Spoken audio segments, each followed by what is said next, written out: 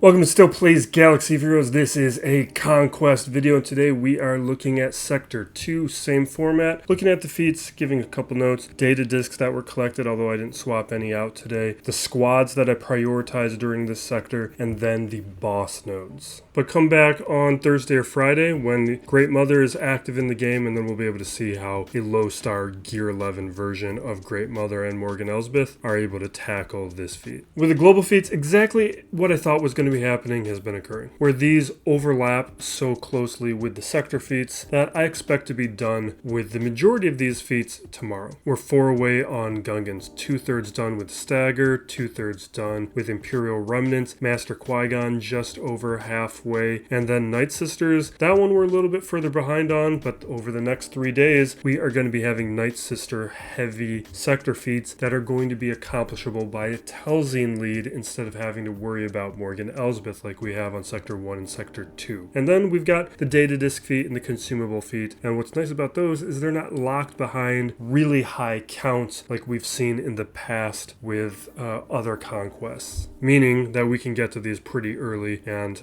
without having to slog through and grind out a feat before we can accomplish one of these easy ones. Transitioning to squads, this ties better to the feat discussion. Imperial Remnants, Enoch lead, this squad got a ton of action, obviously with Night Trooper with alert, but Death Trooper Peridea Judge Death here with bonus attacks because of his ability, Just a Little Nibble. If you get a defeat with this ability, then that turns into a bonus turn and you just keep going. So if you deplete a lot of health with like Amplify Agony or another ability, then you're able to just finish them off. So as you can throw out like Necrotic Tissue, wait a turn, and then when the enemy is a little bit more vulnerable, then start knocking them out with Just a Little Nibble. Now for bonus turns and breach, Aphra is very good with the bonus turns. BT1 got me a bunch. Not good with breach because in order to get breach with Aphra, you have to already have the commando droid out and then it's revives after. Usually the battle is over long before that ever occurred. I rarely even got to Vader's bonus turns because BT1 was usually doing all the work. So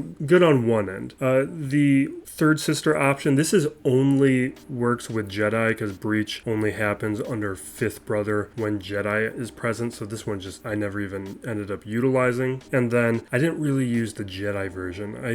JML can apply it, but that didn't really happen. What we really leaned on was the Cadme squad. You could swap out versions of this, particularly for the boss node where you have to have the other Qui-Gon present. An alternate option that accomplishes a couple feats though is you do have Mandos with Paz Vizsla who does have an AoE breach, which is very helpful for that feat. You also get a little bit of stagger. The only issue here is you're not working on multiple sector feats with this squad. And other than that, I was swapping in a Zerg Remnant squad from time to time to spread out the stamina depletion because we're going to need a number of these squads back to as close to 100% when it comes to Sector 3. In terms of the Elsbeth feat, I just skipped it for now because my plan was always to return with Great Mother. There is a video out, at least by Vexatron, there might be others where there are cheeses available for Elsbeth, and I may return and end up using it if Great Mother doesn't work out, but I think she's just going to make things easier, and my intent is always to try and avoid cheeses if I can. Now, I'm already done with the sector, so I don't really mind doing a cheese at this point. We'll just see how things look on Thursday.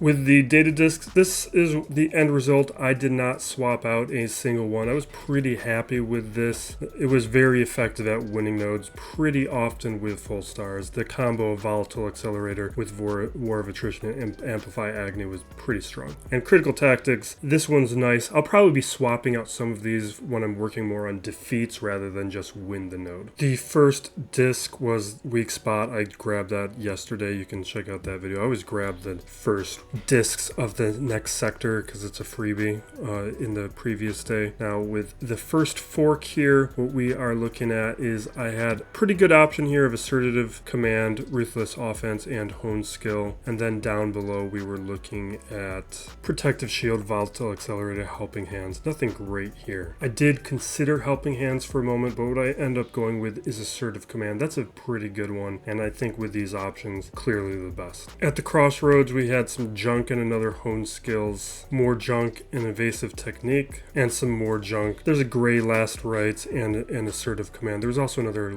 last rites at the middle node. What I ended up doing here was just making my decision based on the other nodes around here that I was interested in. And I think in this case I grabbed a last rites just to have it because I kind of liked it, although I don't think I'm going to end up using a gray one. I'll probably find another one later. At the next fork, just another series of bad ones. Protection, recovery. After how good my crons were day one, this isn't really a big surprise. I had some great luck yesterday. Down below, more stuff that I wasn't going to use. And I grabbed the green protection, recovery. That's best by default. Our final set, we have another War of Attrition. Not going to grab that, obviously. Evasive technique, I don't care about, so Savior by default. And the start of Sector 3, I grab a green amplify agony to go with the blue one that I already have. It'll probably come in handy. I didn't swap that in yet, but that's probably going to help with a number of these feats a little later on. With our middle boss node, we're going to start with the Remnants. You can see at this stage, I hadn't really used them as a squad yet. They're only at 90%. I think we only used one battle, and they did great. This is with Judge Death surviving. Not too many crits here to worry about, so we don't need to be concerned about losing these characters. We get an alert off with the Night Trooper. This is a mistake. That I shouldn't have done. But you can just see how big this attack is. So we got multiple bonus turns there. I don't know why I hit him with TIE Fighter Pilot. I just wasn't thinking at that particular moment.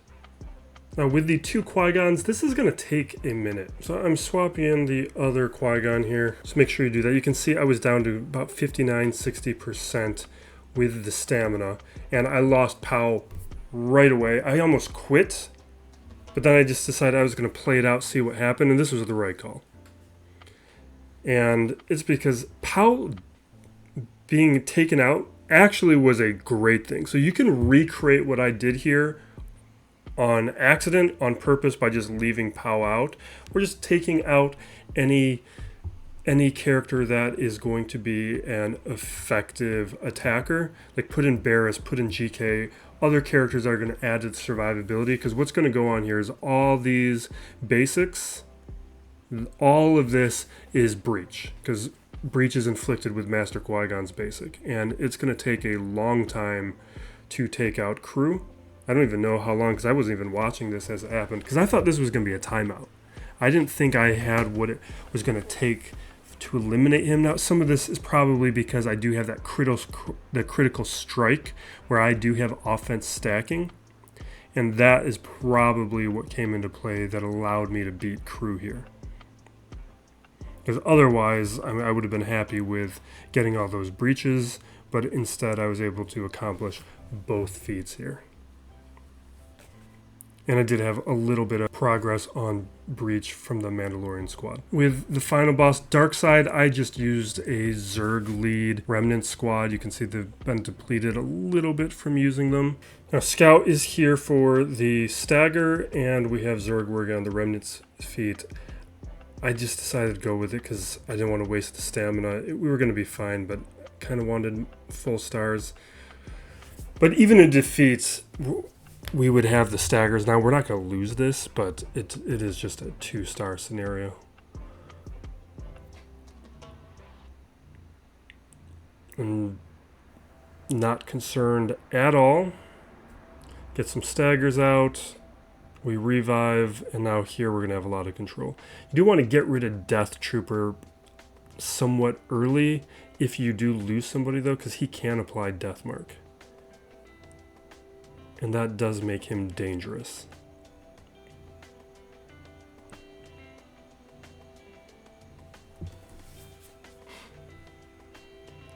But we're in a good place. They're gone. At this stage, we've won it. Get our revive, but unfortunately, Dark Trooper lost in the opening.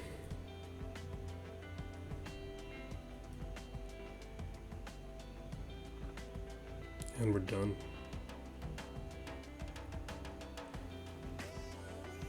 For the Gungan feat to get a defeat with Tarpals, you gotta be a little bit careful here, depending on your discs. I did get probably a little lucky with this one. Just because with all the debuffs that this squad can apply, there's gonna be a lot of AoE damage with the Amplify Agony. And I accomplished this somewhat early. Like, we're gonna see it maybe right there, and that's where it happened. I thought we were going to get other opportunities with it. I was still going for it at this point just in case, but that AoE, that's what I'm talking about. I just wiped out the board and a lot of potential opportunities to get that defeat. But it's... And with the assist call, it can be a little risky. Hopefully that helps you out for Sector 2. My Sector 1 breakdown is right here, and down lower, that's going to be my overview of all the squads I was anticipating using and how I was going to approach feats prior to the start of Conquest. That's me theorizing and speculating, but it may help you for the later days. So thank you for watching. Be excellent to each other, everybody. This still plays Galaxy of Heroes.